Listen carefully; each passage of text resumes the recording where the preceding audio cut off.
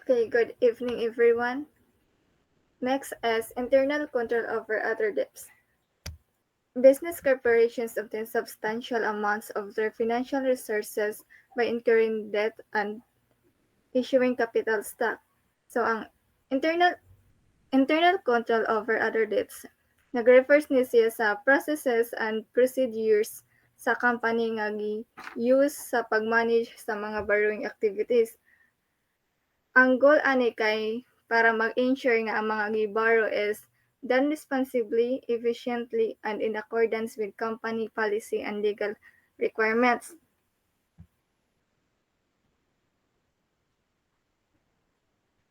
So, why is it important? So, ang effective internal control other debts kay mag-help ni siya sa pag-protect sa company assets, pag-maintain sa financial stability, and mag-improve sa operational efficiency, mag-enhance sa credibility, and mag-reduce sa risk. So in short, ang strong internal control over other debts is essential for any company that relies on borrowing to finance sa iyahang operations. Next step. So, next is authorization by the board of directors. Effective internal control over debts begin with the authorization to incur the debts. Ang authorization by the board of directors kay mag-ensure ni sa borrowing decisions nga gibuhat responsibly and transparently. Nag-align sa company's overall strategic goals and risk tolerance. So, ang role sa board of directors, ang company's board of directors kay sila ang kanang responsible sa pag-manage or handle sa kanang financial health. This includes sa pag-set sa mga policies and procedures nga related sa borrowing.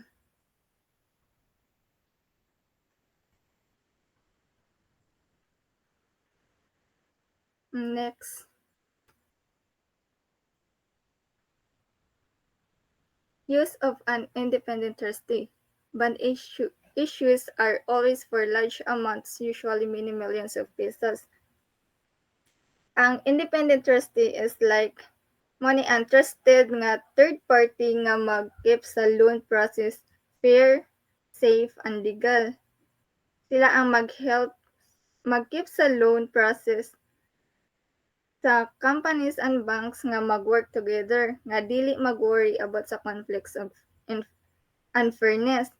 Example, if ang company kay ganahan mo gamit sa gibaro nga money para sa new factory but ang bank kay ni-approve ra siya para ipalit og equipment, then ang trustee ana kay mo step in siya nga musulti nga ang agreement says nga ang money is for equipment. So, ang role sa independent trustee kay mag-ensure sa fairness and protect everyone involved. So, here's why nga nung why na ay independent trustee. Una kay ang neutral guardian. Sila ang kuan. Ang trustee is like a fairy sa financial game.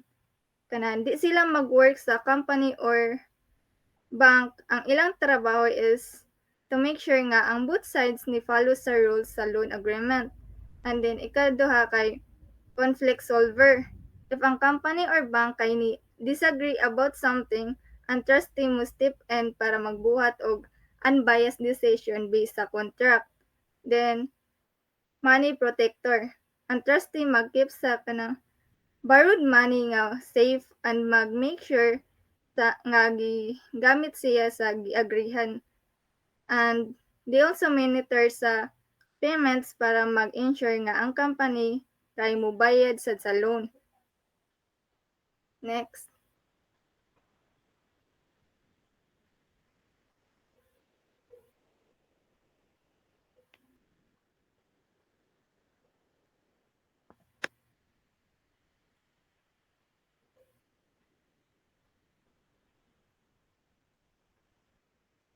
Next. Interest payments on bonds and notes payable. Many corporations assign the entire tax of paying interest to the trustee for either bearer bonds or registered bonds. Ang interest payments on bonds and notes payable kay imagine ni borrow kag kwarta sa imong friend. I-promise ka nga bayaran nimo siya. Plus kanang naay little extra as thanks nga gipahuwam kag kwarta. Ang kanang little extra mao na ang interest. Ang bonds and notes payable kay similar na pero ang kuan na ang bonds kay ni borrow ka og large sum amount while ang notes payable kay kuan na siya small amount. Smaller amounts o kanang short term ra sad siya. That's all.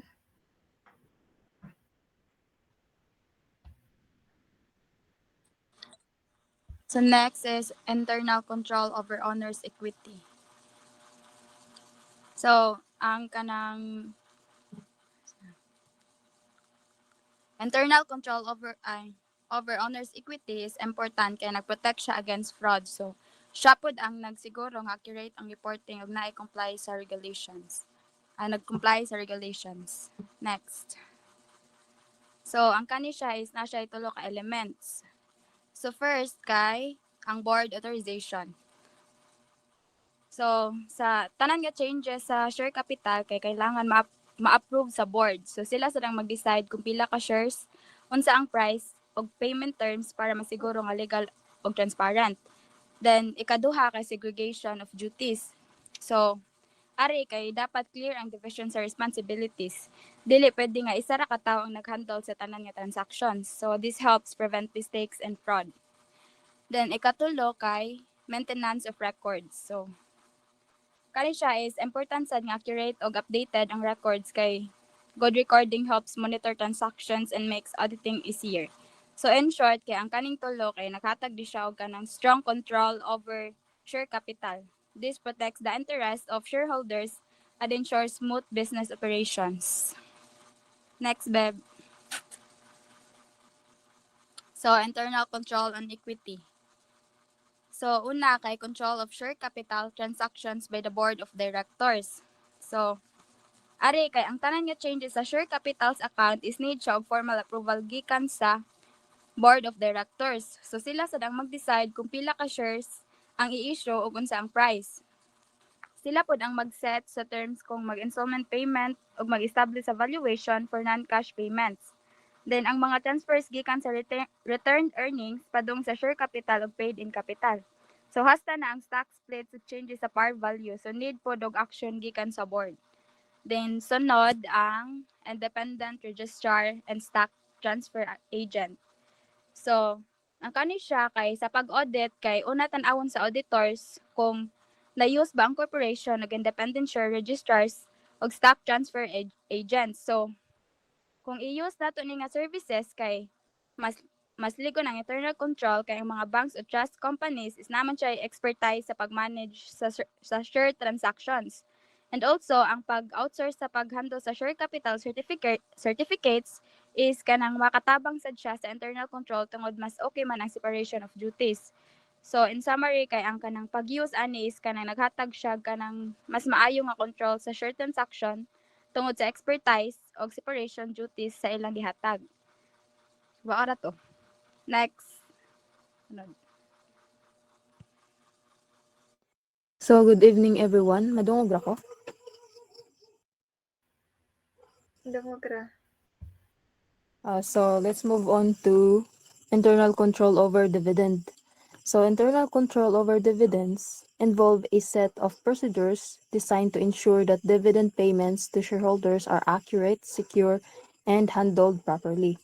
So, kani siya kay mura na siya silbi steps or process nga gibuhat sa company para masiguro nga sakto ang dividend sa mga shareholders.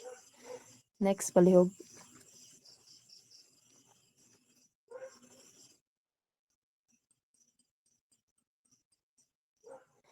So large companies often use an independent agent, such as bank or trust company, to distribute dividends. The company gives the agent a certified dividend declaration and the total amount for distribution.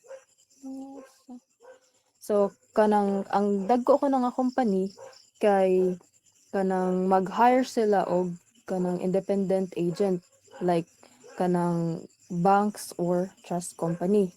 So this agent who keeps the shareholders' records takes care of distributing the dividends checks. Afterwards, they also report back to the company on the payments they made. So kaning nga method ensures accuracy and adds a layer of accountability. So sa small company pod kay dili sila mag-hire og external agents. So ang responsibility for paying dividends is typically assigned to treasurers and secretary. The secretary prepares a list of shareholder. So ang secretary ko no kay mag-prepare siya og kanang list gani sa mga shareholders ug sa mo mag-calculates sa mga sa ilha ganing dividend. Tas ang treasurer kay mo mag-verify, sign og authorize sa mga release nga mga checks. Also, to prevent errors like missing or duplicate payments, companies regularly reconcile their checks. If the company uses computers, automation can also help make the preparation and verification process more efficient. That's all.